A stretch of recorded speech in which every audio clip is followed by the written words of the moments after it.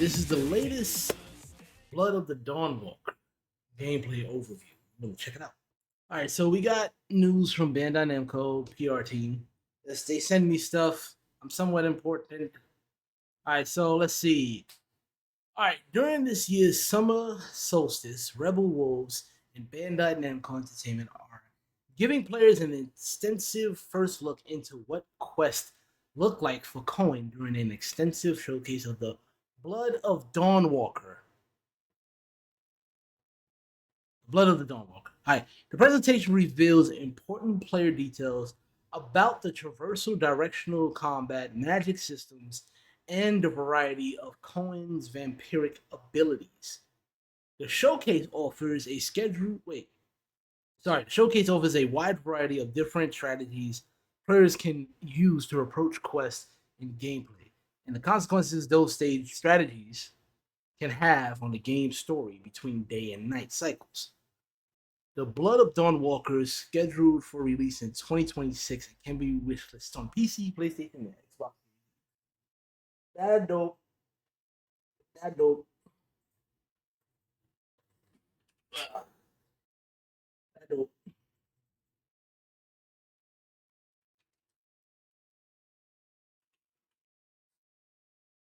That dope. So, all right, let's see. Capture on PC from the latest pre-beta build of the game. The trailer footage reflects the actual game state as of today without any additional post-capture cleanup. The footage does not represent the final level of quality and polish of the game, and Rebel Wolves is committed to transparent and honest communication that presents the game in its latest production environment. This is to give players a clear understanding of how the project will evolve over time. You know what? Without further ado, let's get into what they're talking about.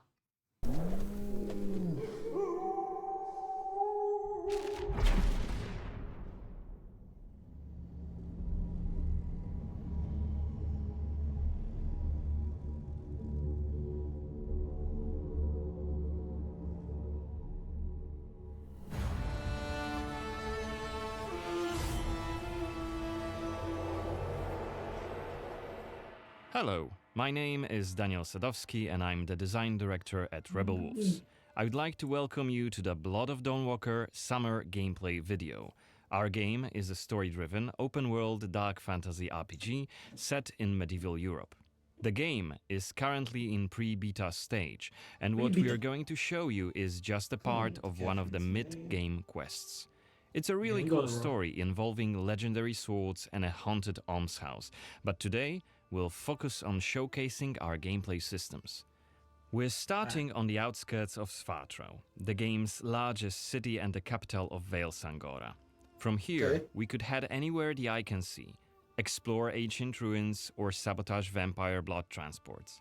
But it's not just about where or when you go.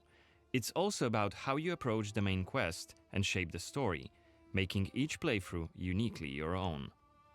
For now, we're following the road. Cohen is on his way to the city's cathedral, chasing leads about a powerful weapon said to be hidden in its crypts. But first, we'll have to deal with some bandits who camped out by the main road. Traveling through Vale Sangora is never boring. The world is dense with quests, random encounters, and locations steep in lore. This will be a great opportunity to show you our combat system. Our goal was to make the player feel like a real swordmaster who closely observes his enemies. The combat we'll is begin not this bad fight at all. by using Pocket acid sand. dust They to use stun pocket one sand. of the enemies. Now, Yeah. when you attack, I like the you pocket choose sand. one of 4 directions: up, down, left, or right, in order to hit the opponent where he's unable to parry. And similarly, when defending, you have to take note of the enemy's intent and the direction of the attack. Okay, On the sounds left like full side of armor. the screen, just above Cohen's health, you have activation charges that You will know be what the fuck is filled in? in with each successful attack, block, and parry. Once they are full, you can use one of the active abilities which allow you to take a more tactical approach to fighting. We started the fight by throwing some acrid dust. And now let's cast Burning Blood. It's a hex which boils the enemy's blood and burns their skin, dealing physical damage over time. Oh. Alright, Oh. time to finish this Limbs fight. can get cut off too. Let's use the final activation charge to cast the artery attack, which actually decapitated the last opponent. Our hero quickly dispatched That's the cool. bandits, so let's loot a few items they've left behind and open the inventory. That's cool. Damn. First of all, let's replenish our health by eating something, and then take a Sausage. closer look at this cool-looking weapon we just picked up. Hey, what is that? A chopper? Ah, it has better stats than our current weapon, so let's equip it right now. We've also leveled up, so let's use this opportunity to spend the newly acquired skill point in one of Cohen's skill trees. The skills in the Blood of Dawnwalker are divided into 3 trees, one for human, one for vampire, and one shared between the two. We also have an active abilities panel. We can use it to unlock additional abilities to use during combat. Note that during the day, the health bar is not regenerating.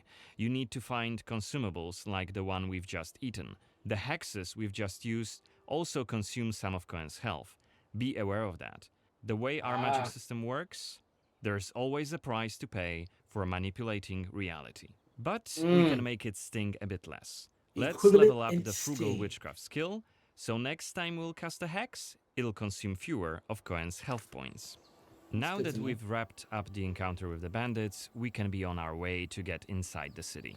Right now, Cohen hasn't done enough to ruffle the vampire lord's feathers, so the gods will just wave us through. But the more damage you cause, the more suspicious and aggressive they'll become. So when you play the game yourself, you'll have to decide whether you want to challenge the vampires openly, or lay low until you're ready to strike and surprise them. It's even bigger than I remembered. And it's grander than before. They're putting in new stained glass. The Knyaz doesn't deny the old faith. Out of my face. This is the rich district of the city, Silberkreis. There's also Altenmarkt, Neustadt, and the Middens. Each of the boroughs has its own feel and character. Get your stinking ass out of here. I was just passing through, I swear. I got tired and sat down and started begging. Looming high over the city is Brancis's castle, Greifberg. He took it over when he slaughtered the human ruler of the valley, Skender, as shown in the trailer we shared with you earlier in January this year. In order to complete the main quest and save your family, you'll have to storm the castle, alone or with help of friendly NPCs. We could do it right now if we wanted, but it would be super challenging. Yeah. Well, at least that's a choice. And I know a few people that's gonna be like, yeah, I'm gonna take the demons. I just want to. Oh, let me in. You made a mess, and it's not that kind of inn. Let's check the map. The cathedral is really close. There's plenty of other places to see and things to do here. A couple of inns, a medic, a blacksmith, an armorer, and other merchants. You can see that not only the vampires came out of the shadows. This creature on the right is called an Uriash. Look around, especially at night, and you'll learn humans have lots to fear, not just the vampires. Oh boy. Got a whole mess of trouble going around. And here we can see guards pounding on some poor guy's doors. What is it about? Singing songs that mocked him and the faith. Who told you this nonsense? Was it Livia? It's just one of many different community scenes we're implementing in the game. Watch them closely when you play, as they might point you to new quests and hidden treasures, or signal changes in the game's world. Once again, I humbly beg of thee. I humbly. Ouch! I don't want to say it, Mum. It's a prayer. It's what we have to say. Go on. I humbly beg of thee, protect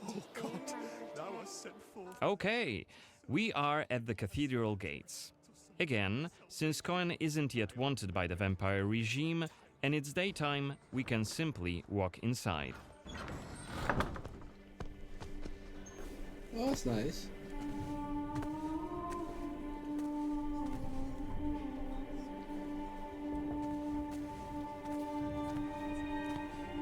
The baptism of a newborn is a solemn moment, doubly so.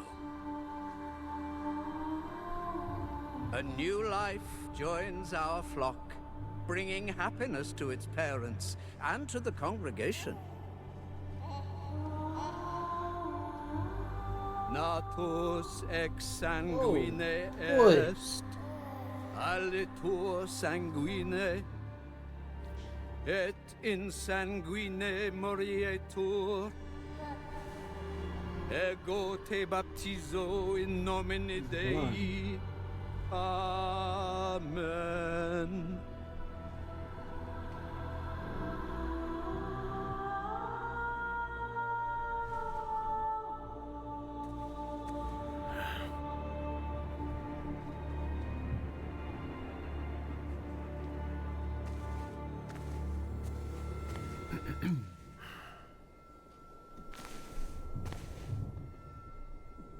Okay.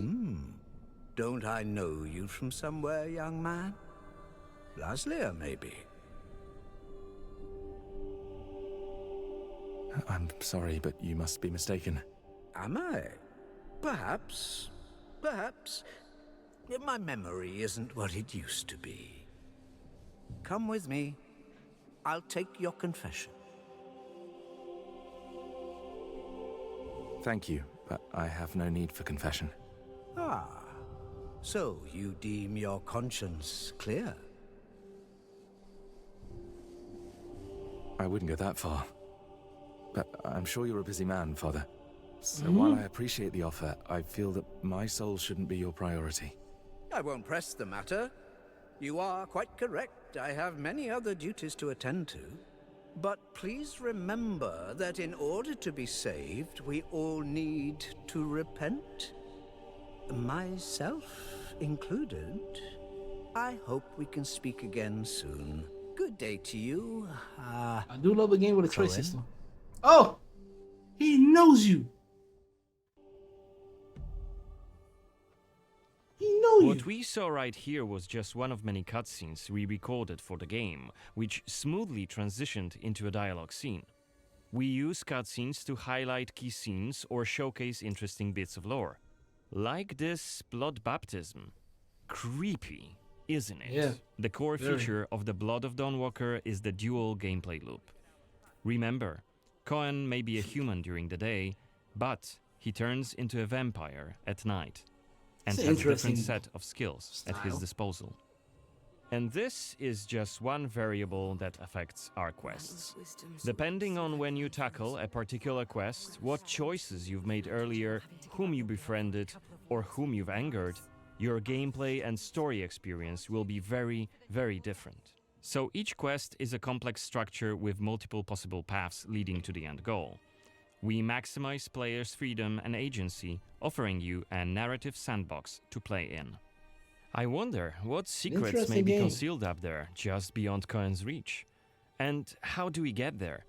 It's impossible to do during the day, but come night, it's an entirely different story.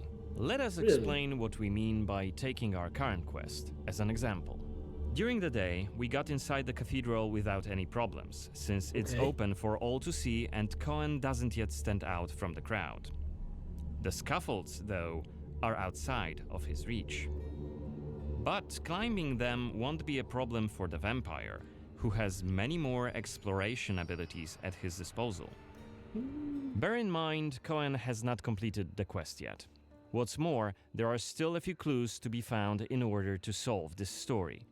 It's worth mentioning that narrative sandbox also means that we may completely abandon this quest and follow a different path to defeat Brensis. For today, we're focusing on the gameplay part, so let's see how we could tackle this particular quest during the night. We're starting right after dusk, as a vampire, on the rooftops of Svartrau. Right now, we have 22 days left to complete this goal. This counter is always displayed and you will be warned each time it's pushed Whoa, forward. 22 days? So you have to be aware of the time, and it's more of a resource you'll be spending than a racing clock. As a vampire, you'll see and experience the world from a different perspective. You can travel quickly and easily access places beyond the reach of regular humans. Let us show you what we mean. This is Shadow Step, a unique vampiric ability allowing Cohen to jump to almost any place within his reach. Now let's take a good look around using the focus mode. This ability highlights objects of interest and loot. And there is something right here. This time it's just some items to grab, but on other occasions, who knows, you might come across a hidden quest. Looks like our health is quite low. This is because, as a vampire, your health bar also represents your hunger level, and you start each night thirsting for blood. Remember, you have to quench this appetite in order to make full use of your vampire abilities, and rein in your monstrous nature around NPCs. Otherwise, you may end up draining someone important, which may lead to unpredictable consequences. We'd better feed then. Maybe on someone who is standing all alone. Like this drunkard.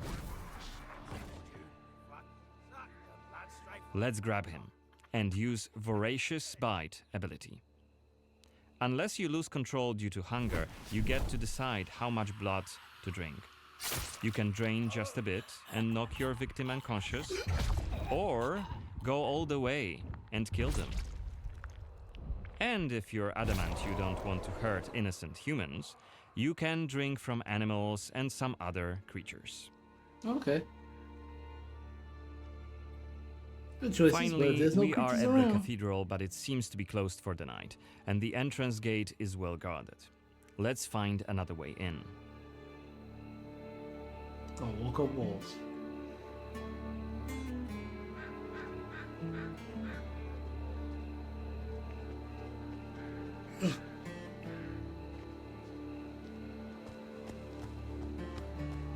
Shadow Step is not the only vampiric ability you're gonna learn during your playthrough. Cohen can also use Plane Shift to scale walls and even ceilings smoothly.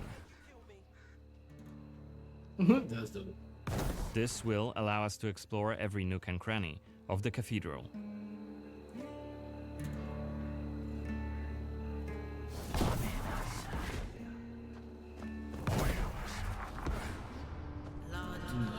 To blood. Better be quiet. You shall become Kenya's prince. Is that Boyer's Xanthe? Servants. His What the hell is she doing here? the sole voice What is she doing? Is that a ritual for the blood gods? become your new family. You shall want for nothing. You They're covering up the old paintings. only Why? shall remain.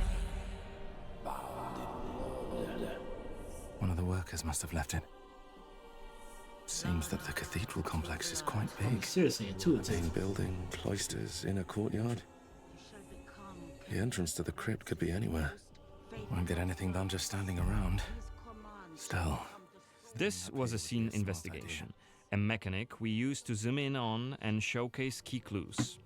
This time we had a chance to learn more about the vampire's plans. Looks like they're keen to cover up the old frescoes, so that's something we could take a look at. This way we could learn more about the cathedral's past. Blood to blood. Looks like we aren't alone here. Underneath us there's a group of blood guards, soldiers hooked up on vampire blood, which makes them stronger, and one of Brances's vampire allies. It's Xanthe, the oldest vampire in Vale Sangora, and quite a powerful lady. Let's descend That's and not check good. what's going on.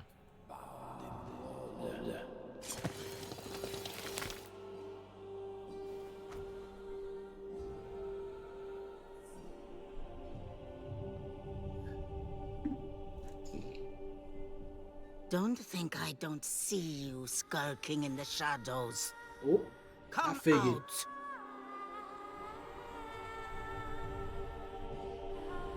You're interfering with my task. Who are you? It doesn't matter. Very well. I don't have time for interruptions. Let us dispose of him. Quickly!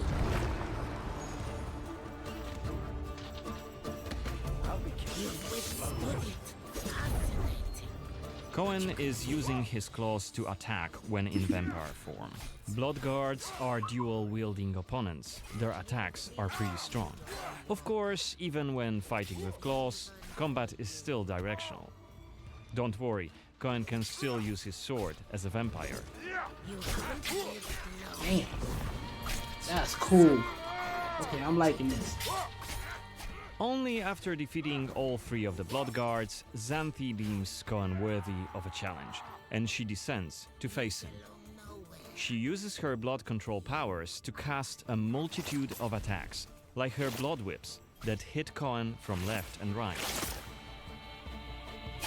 Xanthi is protected by a powerful vampire ability. Once her stamina runs out, Cohen will have an opportunity to strike and deal some damage. But be careful, cause Xanthi is quick to counterattack and she will also try to restore her blood. Meanwhile, look at the indicator just below her health and stamina. It's a timer for the boiling blood skill that you've seen in the CGI trailer. So, if we don't hurry, the timer goes down to 0 and Cohen will eventually explode. Whoa. And we're dead. Remember, we were only mid-game here, and Xanthi is one of the game's most punishing enemies. Defeating her right here and right now is very much possible, but it would be hellishly difficult. A fun challenge for hardcore players. See Otherwise, we could load the game and explore the cathedral without drawing her attention. Or try to get to her while she's not surrounded by bodyguards. Xanthi, like all other vampire allies, has her own questline. Explore it, and you can learn more about her past, motivations, and maybe even try to reason with her. What you do is entirely up to you. Remember, our design principle is the narrative sandbox. There is no difference between main quests and side quests. There's actually just pretty different cool. stories that you weave together into your own unique adventure. But that's coming in 2026. For now, I'd like to thank you for joining me on this gameplay video presentation. We've just shown you a tiny glimpse of the blood of Dawnwalker. There's definitely more to come in the coming months, so stay tuned for any updates being posted on our social media profiles. Goodbye. Now, that was pretty cool. That was. Let's see. What we got? Val Sangora step into the gripping world of the Blood of Dawn, where exploration and player choice shape Cohen's journey. Unveiled during the Summer Solstice gameplay showcase, Val Sangora serves as the heart of this immersive narrative, offering players freedom to traverse its landscape, from swamps and towering mountains to abandoned ruins and shadowy caves and the horrors within them. That means it's gonna be some monsters. Silvatral, I'm probably butchering the name of that, the region's largest city, contrasts starkly between day and night, where bustling medieval life masks the influence of a vampire regime by day, while moonlit rooftops reveal hidden secrets after dark, with residents reacting to the player's choices and behavior. Cohen's duality in combat. As a Dawnwalker, Cohen is neither fully human nor entirely vampire. By day, he can wield both a sword and use magical runes in the form of bloody scars etched on his skin. However, at night, Cohen embraces his supernatural instincts and unlocks an entirely new power set. His nocturnal abilities include lethal vampiric claws and shadow step, a skill that allows him to swiftly navigate across rooftops. As we saw in the video, another Dawnwalker uses a directional combat system designed to bring cinematic intensity and tactical challenge to every confrontation. Players must study enemy movements, block precisely, and time counterattacks to execute seamlessly strategic takedowns. It definitely gave me that For Honor combat style where you go up, down. But I didn't see no left or right, so it's gonna be quite interesting. The vampire nature of the Dawnwalker, Cohen grapples with his relentless bloodlust that intensifies at night, accompanied by visual cues during gameplay. Players can help Cohen satisfy his hunger in various ways, drinking the blood of the defeated foes, including vampires, innocent villagers, or animals, or by using special blood vials. If left unsatisfied, the Craven not only weaken Cohen's abilities and vitality, but in critical moments may cause him to lose control and unintentionally cause the death of an important story character. Ooh. More is yet to come. You know what? That was a dope showcase. I'm quite interested in what's going on here. So we're going to see more of that. And I like to thank the lovely people, the PR firm, and Bandai Namco for sending me all the information that I need to know. This was quite intuitive. So let me know your thoughts in the comments below. We'll discuss more. All right, let's get back. What's up, everybody? It's your boy beastgamerkuma, taking the time right now to thank all my Patreon supporters. Without y'all, I wouldn't have the drive to keep on going and doing what I do here. So I appreciate y'all for always showing up, supporting the page at the Gaming Tavern. I love it. I love y'all. So thank you for the continued support. And anybody else want to check out my Patreon, the link in the description is in the description below. I don't know why I said description twice, but I'm nervous. I never did this before. Because I got people that support my stuff and I love it. So appreciate y'all. Thank you all for support. I'll see y'all next time. Peace out. So remember, no